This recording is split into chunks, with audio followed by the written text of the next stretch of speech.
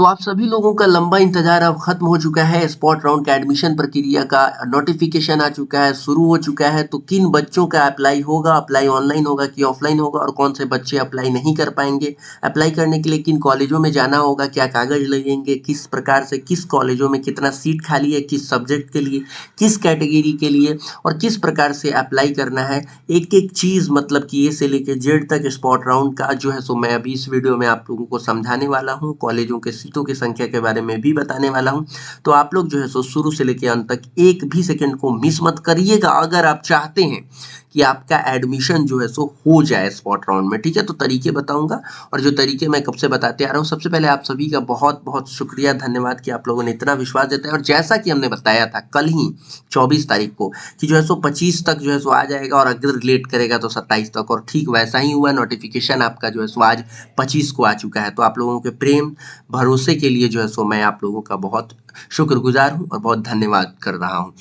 मेरे प्यारे साथियों, सबसे पहले आप लोगों को ये वेबसाइट पे आना है। ठीक है, और वेबसाइट पे आने के बाद में आप लोगों को क्या करना है, नीचे जो एक लाइक का बटन दिख रहा है आप लोगों को वीडियो के नीचे, उसको दबा देना है और चैनल को सब्सक्राइब कर लेना है अगर आप नए हैं तो। ठीक है, फटाफट से वीडियो को लाइक और चैनल को सब्सक्राइब कीजिए। एक स्टूडेंट अपने सिलेक्शन के लिए ईमानदारी पूर्वक, ठीक है, ईमानदारी का बात है और सिलेक्शन का बात है।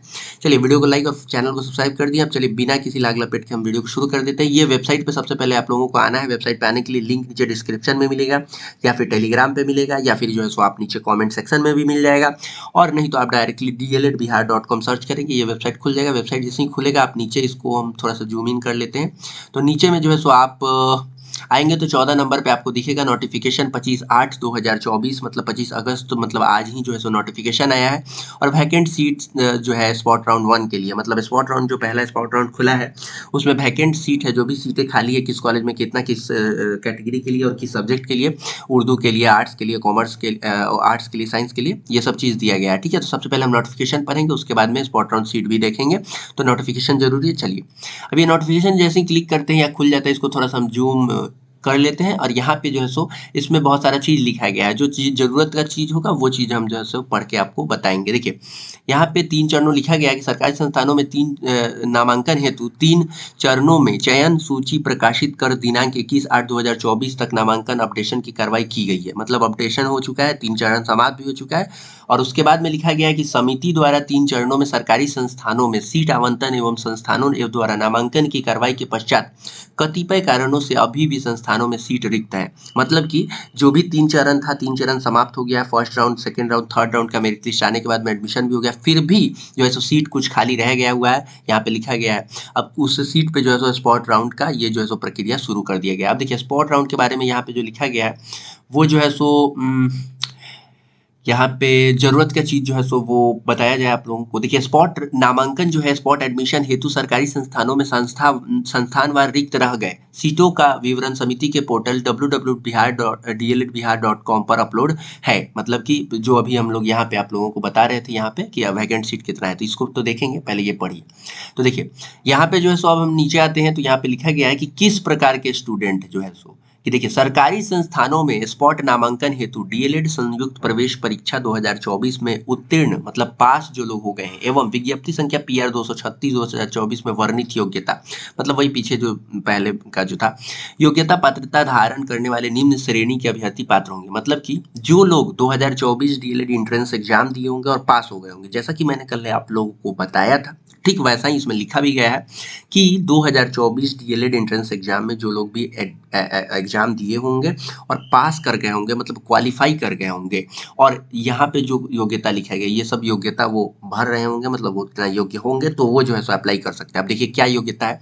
तो अगर आप वैसे विद्यार्थी हैं, मतलब अभ्यर्थी हैं, जिनके द्वारा कॉमन एप्लीकेशन फॉर्म जो होता है, मतलब जब आपने जो है सो ये काउंसलिंग किया था एवं शुल्क ऑनलाइन जमा किया गया था, किंतु उनका चयन किसी भी चरण में नहीं हुआ, मतलब ठीक है, आपने काउंसलिंग किया और आपका ना फर्स्ट में नाम आया, ना सेकंड में आया, और ना थर्ड में आया, तो आप जो है सो इसमें जो है सो ले सकते हैं। ठीक है, मतलब एप्लीकेशन दे सकते हैं स्पॉट राउंड के लिए। ठीक है, अब दूसरा, उस तरह के विद्यार्थी जिन्हें प्रथम, द्वितीय या तृतीय चरण में सीट आवंटित हुआ था, मतलब उनको सीट मिल गया था किसी कॉलेज में, लेकिन किसी भी कारणवश वो नामांकन नहीं लिए थे, कि दूर है, चाहे जो भी कारण हो सकता है, कि कॉलेज अच्छा नहीं है, जो सोच के भी आपने एडमिशन नहीं लिया था, या आप लेट हो गए थे, इस प्रकार से अगर आपने एडमिशन नहीं लिया था कहीं भी, तो भी जो है सो आप स्पॉट राउंड के लिए एप्लीकेबल है, मतलब आप एप्लीकेशन दे सकते हैं, मतलब अप्लाई कर सकते हैं, ठीक है। अब तीसरा उस प्रकार के स्टूडेंट कि प्रथम द्वितीय और तृतीय मतलब तीनों चरण में, तीनों मेरिट लिस्ट में सीट आवंटन के आलोक में किसी भी संस्थान में संप्रति नामांकित कोई भी अभ्यर्थी स्पॉट नामांकन की प्रक्रिया में भाग लेने हेतु पात्र नहीं है। मतलब अगर आपको फर्स्ट राउंड में, सेकेंड राउंड में या थर्ड राउंड में, तीनों राउंड में से किसी भी राउंड में सीट मिल गया था और स्लाइड अप करने के बाद या नॉर्मली किसी भी तरह, मतलब अगर आपने एडमिशन ले लिया है कहीं भी, तो आप स्पॉट राउंड में एडमिशन नहीं ले सकते हैं, ठीक है। अगर आपने ले लिया है, कहने का मतलब कि जो लोग भी एडमिशन लेना चाहते हैं उन लोगों को ध्यान रखना पड़ेगा कि उन लोगों ने पास किया है डीएलएड एंट्रेंस एग्जाम को, क्वालिफाई किया है, मतलब फेल नहीं है उसमें, पास है। दूसरा कि वो जो है सो CAF है उनके पास, कॉमन एप्लीकेशन फॉर्म है, मतलब काउंसलिंग के लिए जो है सो अप्लाई किए थे, पैसा जमा किए थे, ठीक है। इतना अगर आप किए हैं और आपका कहीं भी एडमिशन अभी तक नहीं हुआ है तो आपका जो है सो स्पॉट राउंड में आप एडमिशन ले सकते हैं। अब बात रहा कि इसमें और भी चीज़ें दी गई है जो आप लोगों को यहाँ पे समझने की जरूरत है। जैसे कि लिखा गया, निदेशक शोध एवं प्रशिक्षण शिक्षा विभाग बिहार पटना के पत्रांक 127 दिनांक 12/1/2023 के आलोक में तृतीय चरण की समाप्ति के बाद, ये जो है सो हम आपको समझाएंगे, ठीक है, पहले पढ़ लेते हैं, ठीक है।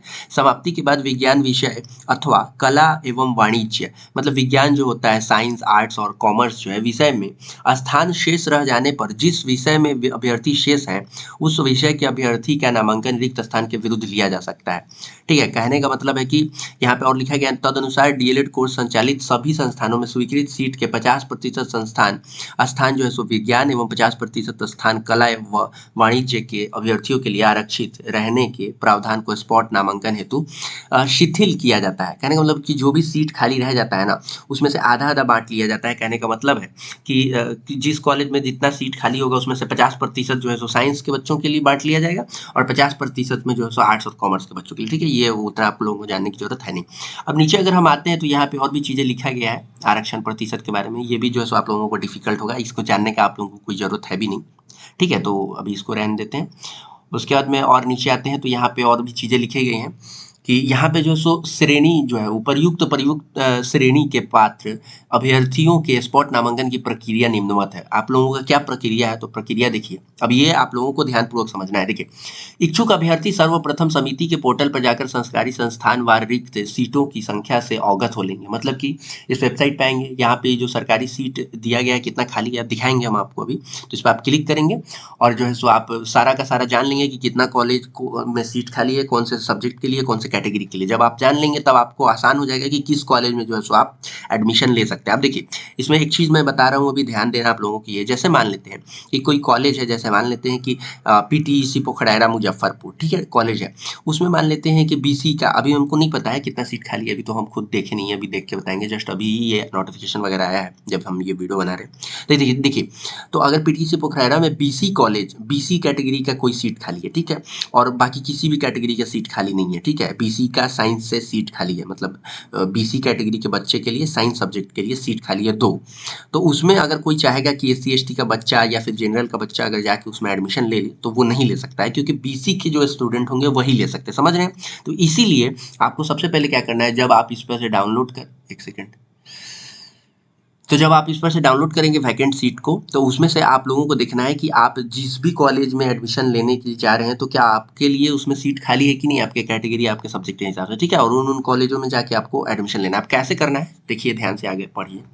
यहाँ पे लिखा गया, इच्छुक अभ्यर्थी समिति के पोर्टल पर जाकर सरकारी संस्थान वार रिक्त स्थानों की जो है सो संख्या से अवगत हो लेंगे। उसके बाद में जो है सो वैसे अभ्यर्थी जिन्होंने पूर्व में कॉमन एप्लीकेशन फॉर्म एवं शुल्क ऑनलाइन जमा किया है, वे समिति के पोर्टल पर जाकर अपना बारकोड, रेफरेंस या रेफरेंस नंबर जिसको कहते हैं, डालकर स्पॉट नामांकन हेतु अपना CAF डाउनलोड कर लें। मतलब कि स्पॉट नामांकन के लिए जो है सो उसमें अप्लाई करना है, तो कैसे करना है वो हम आपको बताएंगे, ठीक है। तो आपके पास कॉमन एप्लीकेशन फॉर्म होना चाहिए, है, होगा भी, अगर नहीं है तो खोज के रख लीजिए, ठीक है। उसके बाद में तत्पश्चात अभ्यर्थी जिस संस्थान में नामांकन को इच्छुक है वहां संगत अभिलेखों की स्व अभिप्रमाणित छाया प्रति के साथ संस्थान में अपना नामांकन आवेदन समर्पित करेंगे। मतलब कि उसके बाद में क्या करना है आपको, जब आप कॉमन एप्लीकेशन फॉर्म डाउनलोड कर लेंगे अपने स्पॉट राउंड के लिए, स्पॉट एडमिशन के लिए, तो आपको क्या करना है कि उस जिस संस्थान में आपको लेना था एडमिशन, उस संस्थान में जाइएगा। तो वहां पे जो है सो आप लोगों को जो भी, आप सारा फाइल अपना लेके चले जाइएगा और उसमें से जो भी कागज आपको मांगा जाएगा, ठीक है, तो वो कागज जो है सो आप स्वअभिप्रमाणित छाया प्रति मतलब उनके जेरॉक्स करा के उस पर अपना सिग्नेचर करके वहाँ पे जो है सो आप दीजिएगा। अब बात रहा कि कागज कौन कौन सा लगेगा, तो वो भी हम बताएंगे और एक वीडियो ऑलरेडी बना चुके हैं और जिसका लिंक नीचे डिस्क्रिप्शन में मिल जाएगा कि Bihar DElEd admission documents required ऐसे करके दिया होगा, ठीक है, नीचे डिस्क्रिप्शन में आपको मिलेगा, ठीक है। तो आप उसमें जाइए और उस वीडियो को देख लीजिए और उसमें का लगभग सब कागज आपके पास होना चाहिए, ठीक है। उसमें से एक आध दो कागज अगर नहीं है तो भी लोग मान जाते हैं, लेकिन स्पॉट है तो आपको कोशिश करना चाहिए कि एक भी कागज ना आपका छूटे, क्योंकि स्पॉट में मारा मारी वैसे ही रहता है तो वो बोलेंगे नहीं आपका नहीं होगा, जाइए कागज नहीं है आपके पास, और दूसरे किसी का हो जाएगा। समझ में रहे बात को, ठीक है। उसके बाद में यहाँ पे आप लोगों को क्या करना है कि नामांकन आवेदन के साथ अभ्यर्थी अपने सभी अकादमिक प्रमाण पत्रों, आरक्षण कोटि, अन्य कोटि से संबंधित प्रमाण पत्र, मतलब जो भी आपके पास कागज लगने वाला है, आरक्षण का, ईबीसी का, ओबीसी का, उसके बाद में ईडब्ल्यूएस का, चाहे जो भी, ठीक है, उस सब का स्वाभिप्रमाणित छाया प्रति मतलब जीरोक्स करा के, और स्वाभिप्रमाणित का मतलब होता है कि आप अपना सिग्नेचर करेंगे करना है। और के अलावा अपना स्कोर कार्ड जो है आपका जो आपका रिजल्ट आया था वो स्कोर कार्ड कि डीएलएड में कितना नंबर आया है, और कॉमन एप्लीकेशन फॉर्म ये भी जो है सो आपको संलग्न करना है। उसके बाद में जो है सो यहाँ पे जो भी मतलब लोग एडमिशन लेंगे, मतलब उन लोगों का क्या किया जाएगा कि एक मेरिट लिस्ट आएगा, ठीक है। अब मेरिट लिस्ट जो आएगा वो कौन देगा, तो अब आगे देखिए यहाँ पे अभी सब चीज़ को जो है सो आप लोगों को पढ़ने की आवश्यकता नहीं है, आप नीचे अगर आएंगे यहाँ पे आप लोगों को डेट्स मिल जाएगा, ठीक है। अब ये जो है सो बहुत महत्वपूर्ण है आप लोगों के लिए कि स्पॉट नामांकन की विभिन्न गतिविधियों की समय तालिका निम्नवत है, ठीक है। यहाँ पे जो है सो कि तृतीय चरण सबसे पहला देखते हैं आप 25/8/2024 को क्या हुआ है। तृतीय चरण समाप्ति के पश्चात मतलब थर्ड मेरिट लिस्ट खत्म होने के बाद जो संस्थान है, जो कॉलेजेज है, उनमें जितना भी सीट खाली है का विवरण जो है समिति के पोर्टल पर अपलोड करने की थी, मतलब 25/8/2024 को अपलोड कर दिया जाएगा, दिया गया है। और देखिए यहाँ पे जो है सो यहाँ पे कर भी दिया गया है ना, इसको अभी हम डाउनलोड नहीं किया, डाउनलोड करेंगे। उसके बाद में लिखा गया अभ्यर्थी द्वारा संस्थान में आवेदन जमा करने की तिथि जो है सो 27/8/2024 से 30/8/2024 तक है। मतलब आप जिस भी कॉलेज में एडमिशन लेना चाहते हैं उन कॉलेज में आपको ऑफलाइन जाना पड़ेगा और कॉलेज में जाके आवेदन जमा करना पड़ेगा। देखिए मेरी बातों को ध्यानपूर्वक समझिए, ऑफलाइन जो है सो आपको वहाँ फिजिकली जाना पड़ेगा उस कॉलेज में, और जाके वहाँ पे जो है सो संस्थान में आवेदन पत्र जो है सो कि हाँ सर हम आपके कॉलेज में इस सीट के लिए जो है सो अप्लाई कर रहे हैं, हमको एडमिशन चाहिए, ये जो है सो आपको जमा कराना पड़ेगा। कब से कब तक, तो 27 से लेकर 30 तक, मतलब आज 25 तारीख है, 2 दिन बाद से होगा, ठीक है। उसके बाद में औपबंधिक मेधा सूची प्रकाशित करने की तिथि, मतलब जो मेरिट लिस्ट होगा, अब इसका भी मेरिट लिस्ट आता है, ठीक है, इसका मेरिट लिस्ट भी आता है। ये जो है सो प्रकाशित कब किया जाएगा, 21/8/2024 को प्रकाशित किया जाएगा कि 27 और 30 के बीच में जितने भी लोग जाके जिस भी कॉलेज में एडमिशन के लिए अप्लाई किए हैं उसमें से मेरिट लिस्ट आएगा कि जैसे मान लेते हैं किसी सीट में आप अगर जनरल आप अगर मान लेते हैं ईडब्ल्यूएस कैटेगरी से है ना, और 5 सीट आप किसी कॉलेज में गए, जस्ट एक इमेजिन करते हैं कि आप पीटीईसी पोखरारा में गए, ठीक है, पीटीईसी पोखरारा मुजफ्फरपुर का कॉलेज है, तो उसमें गए आप, 5 सीट आपके ईडब्ल्यूएस कैटेगरी के लिए खाली है, ईडब्ल्यूएस साइंस के लिए, तो आपने अप्लाई किया, तो अगर आप अगर सात लोगों ने अप्लाई कर दिया, ठीक है, तो 7 लोगों में से 7 का तो नहीं होगा ना, किसी 5 ही का होगा, तो 5 किसका होगा, जिसका नंबर सबसे ज़्यादा होगा ऊपर वाले 5 का उठा लिया जाएगा, और जो छठे नंबर पे 7वें नंबर पे नंबर के हिसाब से आएंगे उनका एडमिशन नहीं होगा। और उनका एडमिशन होगा भी तब जब मेरिट लिस्ट में आने के बावजूद भी स्पॉट में कोई एडमिशन नहीं लिया तो इनका ले लेंगे, लेकिन ऐसा होता नहीं है एक्चुअल में कि मेरिट लिस्ट में आने के बाद भी कोई स्पॉट में एडमिशन नहीं ले, क्योंकि स्पॉट में तो लोग ऐसे ही जाते ही हैं यही सोच के कि किसी भी तरह हो तो हम एडमिशन ले लेंगे, ठीक है। तो इसमें ये चीज़ सोचना कि कोई छोड़ देगा सीट, ये बहुत कम होता है, नहीं ही होता है, ठीक है। उसके बाद में औपबंधिक मेधा सूची पर अभ्यर्थियों से आपत्ति प्राप्त करने की तिथि, मतलब अगर आपको ऐसा आपत्ति है कि हाँ जो 31 तारीख को अपलोड किया गया है जिसमें मेरिट लिस्ट आया उसमें आप लोगों को लग रहा है नहीं किसी का कुछ ऐसे स्टूडेंट का जो है सो नाम जो है सो सिलेक्ट कर लिया गया है, मेरा नहीं किया गया है, कि मेरा नंबर ठीक था और उसका उतना अच्छा नहीं था फिर भी उसको ले लिया गया है, तो आप जो है सो आपत्ति भी दे सकते हैं 31/8 से लेकर के 2/9/2024 तक जो है सो आप मतलब 2 सितंबर तक जो है सो आप इसका मतलब अप्लाई कर सकते हैं इस चीज़ के लिए, आपत्ति के लिए कि ऑब्जेक्शन है, ठीक है। उसके बाद प्राप्त आपत्तियों के निराकरण की तिथि, मतलब जो लोग भी आपत्ति देंगे उसके बारे में जो है सो विचार विमर्श किया जाएगा कॉलेज के थ्रू, संस्थान के थ्रू, और 3/9/2024 तक जो है सो इसका निराकरण हो जाएगा कि हाँ सही है आपत्ति या गलत है। उसके बाद में प्राप्त आपत्तियों के निराकरण के पश्चात अंतिम मेधा सूची प्रकाशित करने की तिथि, मतलब जो मेधा सूची जो है, जो मेरिट लिस्ट 31 को आया था उस पर जो आपत्ति देंगे उसके बाद में सुधार होगा उस पर चाहे जो भी होगा, उसके बाद में जो अंतिम रूप रूप से जो मेधा सूची आएगा मतलब मेरिट लिस्ट आएगा वो 4 सितंबर 2024 को आएगा, ठीक है।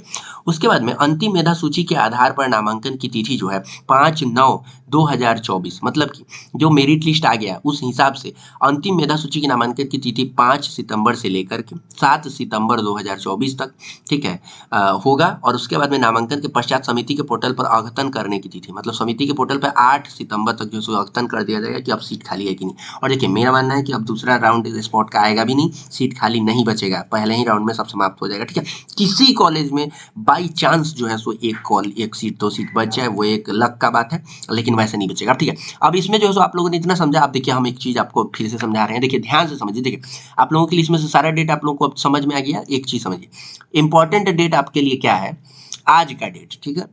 आज आप लोगों को क्या करना है, वैकेंट सीट जितना है वो सब देखना है, अभी हम दिखा रहे हैं आपको। उसके बाद में 27 से लेके 30 तक आपको क्या करना है कि कॉलेजों में जाना है, जिस जिस कॉलेज में आप एडमिशन ले सकते हैं जिसमें खाली है सीट, ठीक है। अब कैसे जाना है आगे बताएंगे, ठीक है। उसके बाद में 31 तारीख तक ये सब जो है सो मेरिट लिस्ट आएगा, 31 तारीख को जो है सो आपको चेक करना है। और ये सब चीज देखिए हम एक एक चीज अपडेट आप लोगों को करते रहते हैं। टेलीग्राम पे जरूर जुड़ जाइए, नीचे डिस्क्रिप्शन में लिंक है, वहाँ पे ऑलरेडी जिन लोगों का एडमिशन हो गया है वो लोग भी जुड़े हुए हैं, सरकारी कॉलेजों में एडमिशन हो गया, और जिन लोगों का भी होना बाकी है वो लोग भी हैं। और आप लोग को जो है सो एक तो स्टूडेंट्स का आपस में आप लोग का हेल्प हो जाएगा, दूसरा आप लोग कुछ भी पूछना चाहेंगे तो वो डायरेक्टली मेरे थ्रू बात हो जाएगा। तो आप लोग टेलीग्राम पे जरूर जुड़िए, चैनल को सब्सक्राइब करके घंटी दबाइएगा जरूर अगर सब्सक्राइब कर रहे हैं, ताकि जो भी वीडियो हम देंगे तो आपको जो है सो नोटिफिकेशन जाएगा और आप देख पाएंगे, ठीक है। तो हम एक एक चीज आपको विस्तार से समझा देंगे, तो इसमें कोई अब दो राय नहीं है, कोई परेशानी नहीं है, ठीक है। अब हम आगे बढ़ते हैं, ठीक है। चलिए वीडियो थोड़ा सा लंबा हो रहा है तो इस वजह से जो है सो मैं आपको यहाँ पे वैकेंट सीट 15 नंबर पे क्लिक करेंगे जब आप, तो यह ऑटोमेटिकली डाउनलोड होकर कुछ इस प्रकार से खुल जाएगा। इसको थोड़ा सा हम जूम कर लेते हैं, हाँ इस तरह से जब आ जाएगा तो वीडियो भी लंबा हो रहा है तो एक एक करके हम सभी कॉलेजों के बारे में बताएंगे नहीं, लेकिन आप यहाँ पे मोटा मोटी एक देख सकते हैं कि सभी कैटेगरी में जो है सो ज़्यादा सीट नहीं खाली। जैसे मान लेते हैं डाइट श्रीनगर पूर्णिया है तो 1 से लेकर 10 तक में ये पूर्णिया ही है ना, 11,801, देखिए यहाँ तक पूर्णिया का है। अब देखिए इसमें सीट देखिए, आर्ट्स कॉमर्स के अगर आप छात्र हैं, एबीसी डिपेंडेंट के हैं तो एक सीट है, एससी कैटेगरी के स्टडी उर्दू वाले छात्र हैं तो इसमें एक सीट खाली। इस तरह से एक सब कैटेगरी में मेरे हिसाब से एक दो सीट ही खाली है सब। किसी में 4 सीट खाली हो गया है, जैसे किशनगंज में देखिए ईबीसी कैटेगरी के लिए साइंस के लिए 4 सीट खाली है, तो कहीं कहीं ठीक ठाक संख्या में भी सीट खाली है। बट आपको मैक्सिमम सीट जो है सो 1 2 5, देखिए यहाँ पे 5 सीट खाली है। कौन सा कॉलेज है ये आपका, तो आपको क्या करना है ये कॉलेजेस का सीट वगैरह देख लेना है। देखिए इसका एक लिस्ट बनाना होता है, ठीक है, आपको कॉपी पे। वो कैसे बनाना है वो हम एक नेक्स्ट वीडियो में बताएंगे, क्योंकि ये वीडियो बहुत लंबा हो जाएगा और आप लोग हो जाएंगे बोर, क्योंकि आदत हो गया है, मतलब नहीं कुछ नहीं बोलेंगे, नहीं बुरा मान जाएंगे आप लोग। तो चलिए वीडियो को लाइक कीजिएगा और चैनल को सब्सक्राइब कीजिएगा। मिलते हैं नेक्स्ट वीडियो में। टेलीग्राम पे जरूर ज्वाइन कीजिए और मैसेज कीजिए कोई भी प्रॉब्लम है तो, ठीक है। वहाँ पे लोग आपको हेल्प करेंगे, मैं भी जो है सो रिप्लाई करने की कोशिश करता हूँ अगर आपका सवाल जो है सो जेन्युइन होता है। मिलते हैं नेक्स्ट वीडियो में, फटाफट से वीडियो को लाइक, चैनल को सब्सक्राइब कीजिए। ये सारी कामों को करना है, क्या काम करना है, कॉमन एप्लीकेशन फॉर्म आपके पास है कि नहीं है ये डाउनलोड करके रखिए, और कागज क्या चाहिए वो देख लीजिए, ठीक है। और आगे की जो भी प्रक्रिया है वो सब हम एक एक करके वीडियो में बताते जाएंगे, तो आप लोग देख लीजिएगा, ठीक है। धन्यवाद, जय हिंद।